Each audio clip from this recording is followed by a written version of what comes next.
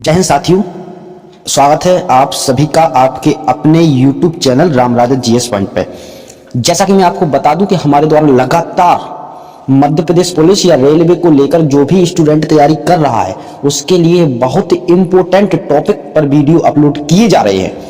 अगर अभी तक आपने हमारे चैनल पर ये वीडियो नहीं देखे तो आपसे ये रिक्वेस्ट है कि आप हमारे चैनल पर जाके वीडियो को देख सकते हैं और देखने के बाद अगर आपको लगता है कि यह वीडियो हमारे लिए 1% भी उपयोगी है तब ही आप हमारे चैनल को शेयर और सब्सक्राइब कीजिए, नहीं तो मत कीजिए, कोई दिक्कत वाली बात नहीं है। लेकिन हमारा उद्देश्य है उन लोगों के लिए जो भी तैयारी कर रहे हैं, चाहे वो एमपी पुलिस की हो या रेलवे की हो, इन सभी को लेकर इन टॉपिकों पर, इंपोर्टेंट टॉपिकों पर वीडियो को अपलोड करना। अब वो आपकी मानसिकता दर्शाता है कि आप अगर हमसे 1% भी बेनिफिट लेते हैं तो भाई हमें बदले में और कुछ नहीं चाहिए, आप सिर्फ शेयर और सब्सक्राइब कर लीजिए। यही हमारे लिए सबसे बड़ा आपका दिया हुआ एक प्रकार से सब कुछ है, इसके अलावा कुछ नहीं चाहिए। आप तैयारी कीजिए और हम वो वीडियो अपलोड कर रहे हैं जो बहुत ही इंपॉर्टेंट हैं। जैसा कि आज का हमारा टॉपिक है, क्या है? मानव शरीर क्रिया विज्ञान यानी ह्यूमन साइकोलॉजी। Human psychology. अब मैं आपको बता दूं ये वीडियो जो है इतना इंपॉर्टेंट है, इसमें हमने 100 ऑब्जेक्ट लगा रखे, 100 MCQ। और आपको एक चीज की गारंटी मैं देता हूं, आप रेलवे के या किसी भी एग्जाम में बैठ जाओ जहां साइंस आनी है, उसमें अगर ये क्वेश्चन इसमें से ना मिले तो आप जो कहोगे वो मैं करूंगा। याद रखना इस चीज के लिए कितना इंपॉर्टेंट रहने वाला है ये आप समझ सकते हैं। और पेपर की जो उद्देश्य है उसके अकॉर्डिंग देखा जाए तो बहुत उपयोगी है। ठीक है, तो सबसे पहला क्वेश्चन यहीं से स्टार्ट करते हैं। मनुष्य में कुल कितनी हड्डियां होती हैं? तो भाई आपको बताएं, मनुष्य में 206 हड्डियां होती हैं। ठीक है, अब अगर आपसे पूछे कि नवजात शिशु में कितनी हड्डी होती है, तो नवजात शिशु में थोड़ा ज्यादा होती हैं। इसको आप याद रखिएगा, बच्चों में हड्डियां 300 होती हैं। ठीक है, अब ये दो क्वेश्चन हमेशा परेशान कर देते हैं। आपको बताएं, आप कहते कि हड्डी कितनी होती? 206। ठीक है भाई, बता दिया। अगर ऑप्शन आ जाए कि नवजात शिशुओं में कितनी होती, तो भाई आप सोचेंगे यार नवजात शिशु में तो कम होना चाहिए, अगर बड़े व्यक्ति में 206 तो कम, लेकिन ऐसा नहीं है। कितना है इसका जो रेशियो है वो कितना है देखा जाए तो 300। ठीक है, अब नेक्स्ट क्वेश्चन पे चलते हैं। मनुष्य की खोपड़ी में कितनी अस्थियां हैं? अब पूछा गया मनुष्य की खोपड़ी में कितनी अस्थियां हैं, तो भाई मनुष्य की जो खोपड़ी है उसमें 29 अस्थियां होती, 29। ये नंबर लगा लीजिए। मनुष्य के शरीर में पसलियों की संख्या कितनी है? तो मैं बता दूं आपको, पसलियों की संख्या अगर पूछे तो आपको बताना 12 होती। कितना? 12। मानव शरीर की सबसे छोटी हड्डी जिसको बोलते हैं स्टेप्स, याद रखिएगा, बहुत इंपॉर्टेंट क्वेश्चन है, कई बार एग्जाम में आया है। मानव शरीर की सबसे लंबी हड्डी, तो मानव शरीर की सबसे लंबी हड्डी इसका नाम है फीमर, जो होती है हमारे जंघ में, और जो स्टेप्स है जो होती है हमारे कान में, याद रखिए आप। ठीक है, टीबिया नामक हड्डी कहाँ पाई जाती है? भाई टीबिया नामक हड्डी जो है वो देखा जाए अगर तो मनुष्य के टांग में पाई जाती। कहाँ पर? टांग में। दांतों तथा हड्डियों में पाए जाने वाले तत्व, भाई हमारे दांतों में और हमारी जो हड्डी हैं उनमें कौन से तत्व पाए जाते हैं? तो मैं आपको बता दूं, कैल्शियम और फास्फोरस, दो ऐसे तत्व हैं जो पाए जाते हैं। मैं आपसे रिक्वेस्ट फिर से कर रहा हूँ, इस बारे टॉपिक में आप ना इस ऑब्जेक्ट को लगाइए, मैं तो बता ही रहा हूँ, आप भी अपने मन से लगाइए। और अगर आप कमेंट बॉक्स में लिखना चाहे तो लिख सकते हैं, और मैं तो बता ही रहा हूँ, लेकिन आप भी लगाइए ताकि आपकी जो तैयारी है वो भी आपको पता चल जाए कि हम कितने क्वेश्चन बना पा रहे हैं, कितने क्वेश्चन अटेम्प्ट कर पा रहे हैं क्लियर तरीके से। तो ये आपके लिए बेनिफिट होगा, लेकिन हम तो बता ही रहे हैं क्योंकि हमारा तो कर्तव्य है। अस्थियों एवं पेशियों को अगर देखा जाए, अस्थियों एवं पेशियों को आपस में जोड़ के क्या कौन सी चीज रखती है? तो उसका नाम है टेंडन। क्या? टेंडन। मनुष्य के जीवन काल में कितने दांत 2 बार विकसित होते हैं? तो मैं आपको बता दूं, आप जानते हो शायद 20 दांत ऐसे होते हैं जो मनुष्य के शरीर में 2 बार विकसित होते हैं। मानव शरीर में पाचन का अधिकांश भाग किस अंग में संपन्न होता है? तो भाई ज्यादातर देखा जाए तो छोटी आंत में, क्योंकि ऐसा आपने शरीर के अंदर एक ऐसा देखा होगा आपने, एक ऐसा सर्कुलेशन होता है, इसको कहते हैं बड़ी आंत, और इसके बीच में जो आंत रखी होती है ऐसी ऐसी करके फोल्डिंग करके, देखा जाए ऐसी ऐसी फोल्डिंग करके, है ना, तो वो कहलाती है छोटी आंत। इसकी लंबाई ज्यादा होती, इसकी कम होती, याद रखना। मनुष्य में पाचन क्रिया कहाँ से प्रारंभ हो जाती है? तो मनुष्य में पाचन क्रिया देखा जाएगा तो मुख गुहा, यानी जैसे हमने खाया, समझ रहे ना, इस मुंह से खाया और यहीं से लार वगैरह जो ग्रंथि हैं उनसे ही हमारी जो देखा जाए तो पाचन क्रिया स्टार्ट हो जाती है। मानव की पाचन नली लगभग कितने फीट लंबी होती है? एक अगर हमने जो खाना खाया वो इस प्रकार से एक नली जाती है गले से लेकर, वो नली की बात कर रहे हैं। तो देखा जाए अगर तो उसकी जो लंबाई है वो होती है कितनी? 24 देखा जाए तो ये सेंटीमीटर के समथिंग, या फिर शायद 24 सेंटीमीटर की समथिंग होती होगी। ठीक है, इसके अलावा मुख में मड यानी स्टार्च जो है इसका शर्करा में पाचन किसके द्वारा होता? मुख में स्टार्च का शर्करा में पाचन किसके द्वारा होता? तो एक एंजाइम होता जिसका नाम है टाइलिन। ठीक है, टाइलिन। दुग्ध प्रोटीन को पचाने वाला एंजाइम क्या है? मतलब कि दूध में जो प्रोटीन होता है उसको पचाने वाला एंजाइम कौन सा होता है? तो उसका नाम है रेनिन। क्या? रेनिन। सी नंबर लगा लीजिए। अधिकतम पोषक जो तत्व हैं रक्त में कहाँ से अवशोषित किए जाते हैं? मतलब जो अधिकतम पोषक तत्व हैं वो रक्त में जो आते हैं वो कहाँ से अवशोषित किए जाते हैं? तो मैं आपको बता दूं इसका आंसर हो जाएगा छोटी आंत से। ठीक है, नेक्स्ट क्वेश्चन पे चलते हैं मेरे साथियों। बहुत इंपॉर्टेंट रहने वाला है ये वाला जो सेगमेंट है, बहुत इंपॉर्टेंट है। आप याद रख लीजिए, यहाँ से एक क्वेश्चन आपको जरूर मिलेगा, आप किसी भी एग्जाम में बैठ जाइए। लार में कौन सा एंजाइम पाया जाता है? तो लार में जो एंजाइम पाया जाता है उसका नाम है टाइलिन। अभी आपको मैंने बताया था, ये क्वेश्चन था टाइलिन का, ये वाला देखिए आप यहाँ। स्टार्च को शर्करा में पाचन किसके द्वारा होता है? तो वो भी टाइलिन के द्वारा होता है, याद रखिएगा। और अगर आपसे क्वेश्चन पूछे कि लार में कौन सा एंजाइम पाया जाता है तो वो भी टाइलिन होता है। ठीक है, मुख से निकली लार किसका पाचन करती है? तो मुख से निकली लार जो है वो स्टार्च का पाचन करती है। किसका? स्टार्च का। निम्नलिखित में से किस अम्ल की उपस्थिति मानव पेट में होती है? तो मानव पेट की अगर हम बात करें तो हाइड्रोक्लोरिक अम्ल यानी HCl, इसकी उपस्थिति हमारे पेट में होती है। पचे हुए भोजन में मौजूद विषैले पदार्थ जो हैं का कौन सा अंग चूसते हैं? है ना, कौन सा अंग जो है वो चूसते हैं? तो मैं आपको बता दूं यकृत, ये सबसे ज्यादा इफेक्टिव होता। पेप्सिन एक क्या है भाई? पेप्सिन, रेनिन और टाइलिन ये एक प्रकार से एंजाइम है, तो इसका आंसर हो जाएगा एंजाइम, यानी कि ए नंबर वाला लगा लीजिए। पेप्सिन जो है वो बदलता है, किसको बदलता है? तो पेप्सिन जो है वो प्रोटीन को पेप्टोन में, किसमें? पेप्टोन में बदलता है। पाचन क्रिया में प्रोटीन निम्नलिखित में से किस पदार्थ में बदल जाता है? तो भाई आपको समझ में आना चाहिए कि जो भी हम खाते हैं उसमें एक कोई सा भी तत्व यानी प्रोटीन है मान लो, तो वो किस पदार्थ में बदल जाता है? तो वो जो बदल जाता है वो एमिनो अम्ल में बदलता है। पित्त निम्न में से किसके द्वारा पैदा किया जाता है? तो मैं आपको बता दूं पित्त जो है वो यकृत द्वारा पैदा किया जाता है, यानी ये नंबर लगा लीजिए आप, बिल्कुल राइट आंसर हो जाएगा ये नंबर। ठीक है, इसके बाद नेक्स्ट क्वेश्चन, पित्त जो है वो कहाँ जमा होता? तो मेरे साथियों, मेरे दोस्तों, मेरे भाइयों बहनों, पित्त अगर जमा होता है तो वो पित्ताशय में होता है। पित्ताशय एक थैली होती है, इस टाइप की बनी होती है, यहाँ एक लीवर होता है और लीवर के नीचे ही होती है जस्ट, तो आप इसको याद रखिएगा। अगर आपसे पूछा जाए कि सर्वप्रथम रक्त परिसंचरण तंत्र का अध्ययन किसने किया था? तो इसका अध्ययन किया था, मैं आपको बता दूं, लैंडस्टीनर ने। ये नंबर लगा लीजिए आप। पेसमेकर का संबंध किससे है? तो मैं आपको बता दूं इसका जो संबंध है वो हृदय से है। ठीक है, रुधिर दबाव सॉरी, है ना, ब्लड प्रेशर, है ना, इसको मापते किस चीज से हैं? तो मैं आपको बता दूं इसको नापते स्फेग्मोमेनोमीटर से, यानी सी नंबर लगा लीजिए। ठीक है, जार्विक सेवन, ओ कितना इंपॉर्टेंट और कितना इजी क्वेश्चन है। जार्विक सेवन एक जो देखा जाए तो कृत्रिम हृदय है। क्या है? कृत्रिम हृदय। मनुष्य के शरीर में हृदय को एक बार धड़कने के लिए कितना टाइम लगता है? बहुत इंपॉर्टेंट क्वेश्चन है, बहुत। तो इसका आंसर हो जाएगा 0.8 सेकंड। स्वस्थ मनुष्य में प्रति मिनट हृदय का स्पंदन मतलब एक प्रकार से ऐसा स्पंज टाइप का होता, तो वो कितनी बार होता है? ये तो हमको पता ही है कि हमारा हृदय हार्ट कितनी बार धड़कता है, वो आपने सुनी होगी, तो 72 बार। मानव के हृदय में कितने कोष्ठक होते हैं? मतलब हृदय में कितने पार्ट और होते हैं? तो उसका आंसर हो जाएगा 4। बहुत इंपॉर्टेंट क्वेश्चन चल रहा है मेरे साथियों। क्वेश्चन देखते हैं, नाड़ी दर कहां से मापा जाता? अरे भैया कितना इजी क्वेश्चन है, नाड़ी दर धमनी से नापा जाता ना। स्वस्थ मनुष्य का रक्तचाप क्या है? स्वस्थ मनुष्य का रक्तचाप सिस्टोलिक व डिस्टोलिक होता है। भाई कितने पर सिस्टोलिक और कितने पर डायस्टोलिक होता है? तो मैं आपको बता दूं सिस्टोलिक का मतलब होता है हाईएस्ट।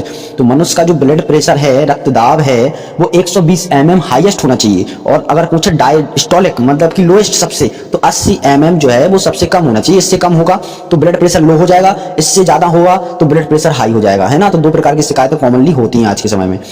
सामान्य जीवन काल में मनुष्य का हृदय कितनी बार धड़कता है? भैया कितना इंपॉर्टेंट क्वेश्चन है, पूरा सामान्य वर्ष की पूछ रहे हैं हमसे। ये नहीं पूछ रहे हैं कि 1 मिनट में 72 बार धड़कता है, ये नहीं पूछ रहे हैं हमसे। ये पूछ रहे हैं कि पूरी जिंदगी आदमी अगर जीता है तो नॉर्मली जनरली सामान्य तौर पर कितनी बार उसका जो हार्ट है वो धड़कता है? तो 2 अरब बार। कितनी? 2 अरब बार। इसका बी लगा लीजिए आंखें बंद करके। शरीर की विशालतम धमनी, इसका नाम है एरोटा। ये इंपॉर्टेंट क्वेश्चन है, इंपॉर्टेंट लगा लीजिए आप।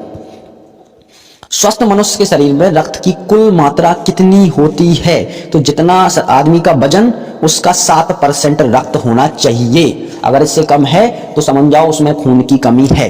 ओके, एक वयस्क में रक्त का औसत आयतन कितना होना चाहिए? तो एक वयस्क में यानी एक वयस्क पुरुष में रक्त का औसत आयतन 5 से 6 लीटर होना चाहिए। अगर आपसे एक वयस्क पुरुष पूछ ले तो 5 से 6 बताना, अगर आपसे वयस्क महिला पूछ ले तो 4 से 5 बता देना। ठीक है, महिला में 4 से 5, पुरुष में 5 से 6। ओके, नेक्स्ट क्वेश्चन देखते हैं। मानव रक्त का पीएच मान कितना होता? 7.4। याद रखना, मानव शरीर में रुधिर बैंक यानी कि ब्लड बैंक का कार्य है जो है वो कौन कहलाता? तो इसका नाम है प्लीहा यानी कि तिल्ली। रक्त में पाई जाने वाली धातु कौन सी है मेरे साथियों? रक्त में पाई जाने वाली धातु जिसका नाम है लोहा। क्या? लोहा। इसके अलावा रक्त का शुद्धिकरण कहाँ होता? तो रक्त का जो फिल्ट्रेशन है वो फेफड़े करते हैं, याद रखना। रक्त में लाल रंग निम्न में से किसके कारण होता है? तो आपको बता दूं, हीमोग्लोबिन के कारण लाल रंग होता है। रक्त में हीमोग्लोबिन का कार्य क्या है? तो मैं आपको बता दूं, हीमोग्लोबिन का कार्य इतना है कि ऑक्सीजन को एक जगह से दूसरी जगह पर ट्रांसफर करना। समझ रहे ना? ऑक्सीजन को एक जगह से दूसरी जगह ट्रांसफर करना हीमोग्लोबिन का कार्य है। हीमोग्लोबिन किसका महत्वपूर्ण घटक है? तो हीमोग्लोबिन जो है वो आरबीसी, डब्ल्यूबीसी और देखा जाए तो ब्लड प्लेट्स, ये तीनों चीजें अलग अलग हैं, याद रखिएगा। तो हीमोग्लोबिन आरबीसी में पाया जाता। मानव शरीर के भीतर खून में निम्न में से किसकी उपस्थिति के कारण जमता नहीं है? तो मैं आपको बता दूं, जमता नहीं है तो वो एक है हेपेरिन नामक प्रोटीन, इसकी कमी से नहीं जमता। अगर आपसे पूछे जमता है तो वो किसकी वजह से? तो उसका नाम है फाइब्रोनोजेन। ठीक है, फाइब्रोनोजेन। रुधिर के प्लाज्मा में निम्नलिखित में किसके द्वारा एंटीबॉडी होती है? अब मैं आपको बता दूं, एंटीबॉडी से होता है रक्त का थक्का जमना, और रक्त का थक्का जो जमता है वो किसकी वजह से जमता है? लिम्फोसाइट की वजह से। क्या है मेरे साथियों? लिम्फोसाइट, यानी इसका बी नंबर लगा लीजिए। लाल रक्त कणिकाओं का शमशान किसे कहा जाता? ये इतना इंपॉर्टेंट क्वेश्चन है, इतना इंपॉर्टेंट क्वेश्चन है कि हद से ज्यादा। तो इसका आंसर हो जाएगा प्लीहा। ठीक है, नेक्स्ट क्वेश्चन देखते हैं। नेक्स्ट क्वेश्चन क्या कहता है? शरीर में लाल रक्त कणिकाएं जो हैं वो कितने दिनों तक जीवित रहती है? तो मेरे साथियों 120 दिनों तक जीवित रहती है। और अगर आपसे पूछा जाए WBC यानी कि श्वेत रक्त कणिकाएं, तो ये 4 से 5 दिन तक रहती है। मानव शरीर में लाल रक्त का निर्माण कहाँ होता है? तो मतलब लाल रक्त कण जो बनता है वो कहाँ से बनता है? तो अस्थि मज्जा यानी बोन मैरो से। ठीक है, सफेद रक्त कण यानी WBC का मुख्य कार्य क्या है? भाई RBC का तो मुख्य कार्य क्या है, हमने आपको बताया था, ऑक्सीजन का परिवहन करना। लेकिन WBC का काम क्या है? तो WBC का जो काम है उसका काम है रोग प्रतिरोधक क्षमता का बढ़ाना। मानव में के रक्त में WBC की कौन सी किस्म अधिक होती है? तो मैं आपको बता दूं, लिम्फोसाइट्स, जिससे थक्का जमता ना, ये वाली किस्म सबसे अधिक होती। रक्त समूह की खोज किसने की थी? तो ये तो आपको वैसे पता है कि रक्त समूह की खोज लैंडस्टीनर ने की थी। RH फैक्टर का पता किसने लगाया था? तो लैंडस्टीनर तथा बियनर ने। किसने? लैंडस्टीनर तथा बियनर ने। किस रुधिर वर्ग में एंटीबॉडी नहीं होता? भाई एंटीबॉडी नहीं होता तो भाई उसमें क्या हो जाता है कि रुधिर जो है वो जमता नहीं है। तो किस वर्ग में होता? भाई ऐसा होता है AB में, याद रखिएगा। किस रुधिर वर्ग में कोई एंटीजन नहीं पाया जाता? तो इसका आंसर हो जाएगा O, इसमें कोई एंटीजन नहीं पाया जाता। RH फैक्टर का नाम किससे संबंधित है? तो RH फैक्टर का जो नाम है वो बंदर से संबंधित है। किससे? बंदर से। RH तत्व के अनुसार कौन सी जोड़ी विवाह के लिए उपयुक्त नहीं है?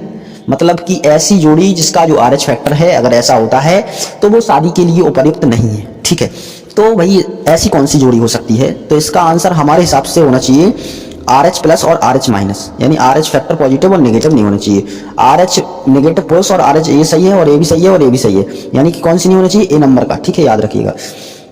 कौन सा रक्त समूह सर्वग्राही है?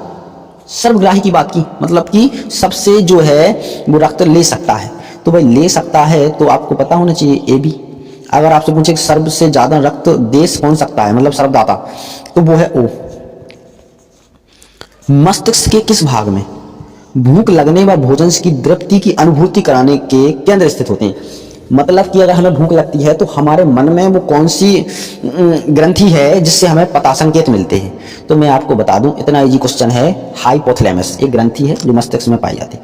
मानव मस्तिष्क में बुद्धि का केंद्र क्या है? तो बुद्धि का जो केंद्र है वो है, उसको बोलते हैं सेरेब्रम। सेरेब्रम। मनुष्य के मस्तिष्क का सबसे बड़ा भाग जिसका नाम है प्रमस्तिष्क, क्या प्रमस्तिष्क यानी सी लगा लीजिए। तंत्र की लघुत्तम संरचनात्मक तथा शरीर क्रियात्मक इकाई क्या है? तो इसका आंसर है क्या? Neuron, D number. तो बहुत इंपोर्टेंट सेगमेंट चल रहा है, मैं आपको बता दूं पूरे 100 क्वेश्चन लगाए हुए हैं, आप धैर्य बना के रखिएगा, बहुत इंपोर्टेंट है। चलिए नेक्स्ट क्वेश्चन देखते हैं। मानव शरीर की सबसे लंबी कोशिका कौन सी है? तो मैं आपको बता दूं बहुत इजी क्वेश्चन है, जिसका नाम है तंत्रिका कोशिका, नर्वस सिस्टम। याद रखना, एक कोशिका होती है तंत्र के अंतर्गत, वही सबसे बड़ी होती है। मनुष्य के मेरुदंड में से कितनी जोड़ी तंत्रिका निकलती हैं? तो याद रखिएगा, इससे इसका आंसर हो जाएगा 31 जोड़ी, ठीक है। श्वसन की क्रिया संपन्न होती है, भाई श्वसन की जो क्रिया है वो किस चीज में संपन्न होगी, आप ही बताइए। तो इसका आंसर हो जाएगा राइबोसोम में। मनुष्य में श्वासोच्छ्वास में से बाहर निकली वायु में O2 की मात्रा कितनी होती है? तो मैं आपको बता दूं O2 की जो मात्रा होती है वो 17% होती है। कितना? 17%। मनुष्य 1 मिनट में कितनी बार सांस लेता है? तो मैं आपको बता दूं 14 से 18 बार मनुष्य एक बार में सांस लेता है, ठीक है। भोजन का केंद्र, भोजन का ऊर्जा में परिवर्तन कोशिका के किस भाग में होता है? तो भाई ये तो बहुत सरल क्वेश्चन है। भोजन का जो ऊर्जा में परिवर्तन है वो कोशिका के माइटोकॉन्ड्रिया में होता है, ठीक है। हमारी छोड़ी हुई सांस की हवा में CO2 की मात्रा लगभग कितनी होती है? तो मैं आपको बता दूं CO2 की जो मात्रा है वो 4% होती है, मात्र कितना? 4%। कैब्स चक्र में किसका संश्लेषण होता? कैब्स चक्र में किसका संश्लेषण होता? तो मैं आपको बता दूं ग्लूकोज व ATP का। किसका? ग्लूकोज व ATP का। अनॉक्सी श्वसन का अंतिम उत्पाद क्या है? ये तो सबसे इजी क्वेश्चन है। अनॉक्सी श्वसन का अंतिम उत्पाद क्या है? तो मैं आपको बता दूं लैक्टिक अम्ल। मानव शरीर में यूरिया का निर्माण कहाँ होता है? तो मानव शरीर में यूरिया का जो निर्माण है वो यकृत में होता। रक्त की अशुद्धियां किस अंग में जाकर छनती हैं? तो मैं आपको बता दूं ये वृक्क यानी कि किडनी में छनती हैं, ठीक है, याद रखिएगा आप। नेक्स्ट क्वेश्चन देखते हैं। मानव मूत्र का पीला रंग किसके कारण होता? तो ये तो बहुत इजी है, यूरोक्रोम की वजह से, है ना। तो आप ऐसा इसका थोड़ा गलती हो गया है, कोलेस्ट्रॉल की वजह से है, ठीक है, याद रखिएगा। नेफ्रॉन जो है वो किससे संबंधित है? तो इससे जो देखा जाए तो ये एक प्रकार से वृक्क से संबंधित है। कृत्रिम गुदा निम्नलिखित में से किससे संबंधित है? तो ये डायलिसिस से, किडनी डायलिसिस आपने सुना होगा, ये वही है। मानव शरीर में यूरिया की अधिकतम मात्रा किस में पाई जाती है? तो मानव शरीर में यूरिया की जो देखा जाए तो अधिकतम मात्रा है वो मूत्र में पाई जाती है, ठीक है, तो आप लगा लीजिएगा। मानव वृक्क अश्मरी में पाए जाने वाला प्रमुख रासायनिक यौगिक कौन सा है? तो इसका नाम है कैल्शियम ऑक्सैलेट, ठीक है। हेनले का लूप जो है सिद्धांत है वो किससे संबंधित है? तो ये उत्सर्जन से संबंधित है। नेक्स्ट क्वेश्चन देखते हैं। निषेचन की जो क्रिया है वो कहां पर होती है? तो मैं आपको बता दूं निषेचन की क्रिया अंडवाहिनी में होती है, ठीक है। गर्भाशय में विकसित हो रहे भ्रूण को किस संरचना द्वारा पोषण मिलता है? तो इसका नाम है प्लेसेंटा द्वारा। क्या है? प्लेसेंटा द्वारा। गर्भाशय में मानव भ्रूण किस द्रव में तैरता है? तो ये इसका आंसर हो जाएगा अमनियाटिक द्रव। गर्भाशय में शिशु के विकास की जानकारी हेतु किसका प्रयोग किया जाता है? तो नॉर्मली अल्ट्रासाउंड करा के चेक कर सकते हैं। टेस्ट ट्यूब शिशुओं में क्या होता है? जो टेस्ट ट्यूब शिशु होते हैं उनमें क्या होता है ना? तो इसमें ये होता है कि अंडाणु का जो निषेचन है वो टेस्ट ट्यूब में और विकास जो है वो गर्भाशय में होता है, ठीक है। और ये ऐसा देखा जाए जो निषेचन की क्रिया है बेसिकली वो अंडवाहिनी में होती, लेकिन टेस्ट ट्यूब में क्या होता कि निषेचन की जो क्रिया है वो टेस्ट ट्यूब में होती, विकास गर्भाशय में होता है, याद रखना। बच्चों का जो लिंग है वो निर्धारण किससे होता है? तो वो पिता के गुणसूत्रों पर होता है। स्त्रियों की नसबंदी को क्या कहा जाता है? बहुत इंपॉर्टेंट क्वेश्चन है इस सेगमेंट का, ये कई बार पूछा गया है एग्जाम में कि पुरुषों की नसबंदी और स्त्रियों की नसबंदी को क्या कहा जाता है? तो भाई स्त्रियों की नसबंदी को तो कहा जाता है ट्यूबेक्टोमी, याद रख लीजिए। स्त्रियों की नसबंदी को ट्यूबेक्टोमी कहा जाता है, लेकिन पुरुषों की नसबंदी को वैसेक्टोमी कहा जाता है, वैसेक्टोमी, ठीक है। तो दोनों क्वेश्चन कंप्लीट। प्रथम परख नली शिशु का नाम क्या था? मतलब प्रथम टेस्ट ट्यूब जो है जो बच्ची हुई थी उसका नाम क्या था? तो उसका नाम था इंदिरा। निम्न में लिखित में से मनुष्य के शरीर में पाई जाने वाली कौन सी ग्रंथि वाहिनी विहीन है, डक्टलेस है? तो इसका आंसर हो जाएगा, एक प्रकार से देखा जाए तो इसका आंसर हो सकता है, इसका आंसर आप लगा लीजिएगा बेसिकली अंतःस्रावी ग्रंथि, यानी कि एक प्रकार से सी नंबर लगा लीजिए। इनमें से कौन अंतःस्रावी ग्रंथि नहीं है? तो आपको पता होना चाहिए पिट्यूटरी जो ग्लैंड है वो भी है, एड्रिनल भी, थायराइड भी, यकृत नहीं है। मानव शरीर की किस ग्रंथि को मास्टर ग्रंथि कहा जाता है? सबको पता है, पीयूष ग्रंथि को। मनुष्य के शरीर की सबसे छोटी ग्रंथि कौन सी होती है? तो मैं आपको बता दूं, इनमें से तो वैसे देखा जाए पिट्यूटरी सबसे छोटी है ना। और पिट्यूटरी होती कहाँ है? तो ये मस्तिष्क में होती। थायराइड ग्रंथि में थायरोक्सिन स्रावित करने के लिए उत्तेजित करने वाला अंतःस्रावी हार्मोन कौन सा है? इसका नाम है TSH। मेरे साथियों, ये पूरा 96-97 क्वेश्चन की जो सीरीज थी मैंने कंप्लीट करा दी है। और आपसे निवेदन करते हैं, अगर आपको 1% भी उपयोगी है तो आप इस मेहनत पर, हमारी मेहनत का सिर्फ एक शेयर और सब्सक्राइब कर दीजिए। इसके अलावा कुछ नहीं चाहिए, और करते हो तो आपका बहुत बहुत धन्यवाद। जय हिंद।